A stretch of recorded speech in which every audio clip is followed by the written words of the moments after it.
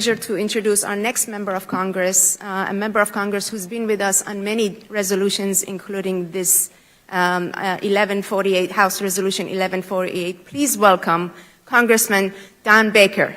Thank you. Appreciate it. Hey, good morning. I think it's a good morning for about another 15 minutes. But I want to welcome you to our nation's capital. Just think about we live in the oldest democracy in the world. What's our dream?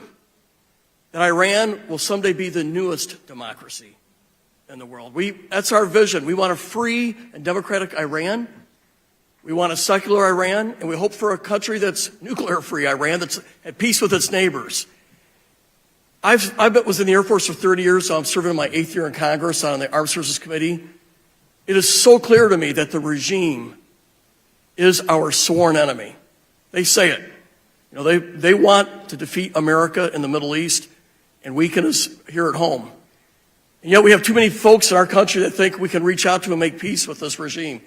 We cannot. They are not interested in peace with America or its neighbors.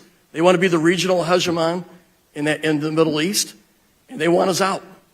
Our values are totally contrary to the regime's values. But we should always stress it's the regime. It's not the Iranian people. When you look at all the data out there, the Iranian people are the most pro-Western, pro-democratic in their heart and their desires.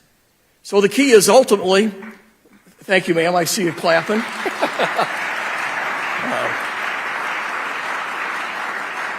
So that is our goal. We want to help the people reclaim their country.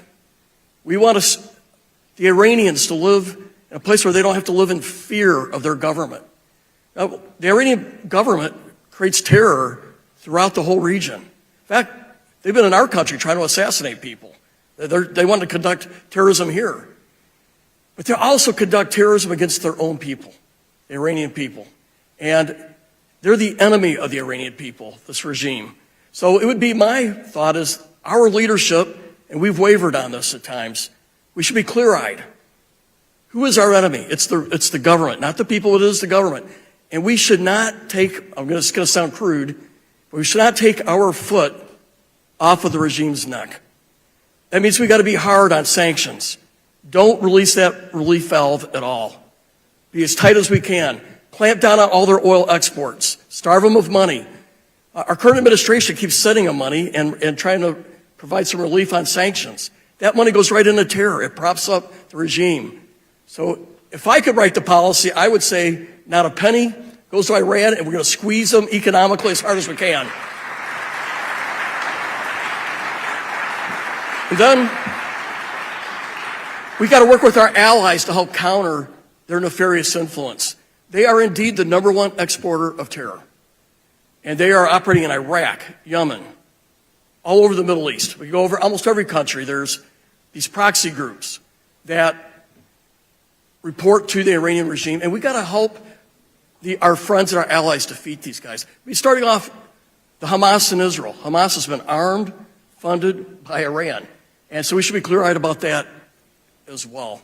So our vision, stand by the Iranian people, put pressure on the government, make them weak, support our allies. And in the end, someday, we'll have a free, democratic, secular, nuclear-free Iran that's at peace with its neighbors. So that's our dream. Our dream there. And our dream is, too, to one day have a friendship between our two countries. I miss that. They've been our adversaries since 1979. I look forward to being back to the day where there could be a friendship between our two governments. I also just want to point out, I've had the joy of meeting so many different Iranian Americans the last 6 months. This is what makes our country special. We get wonderful, capable, skilled, and genius, innovative people from all over the world who are American. And the Iranian Americans have made us a better country. So I thank you.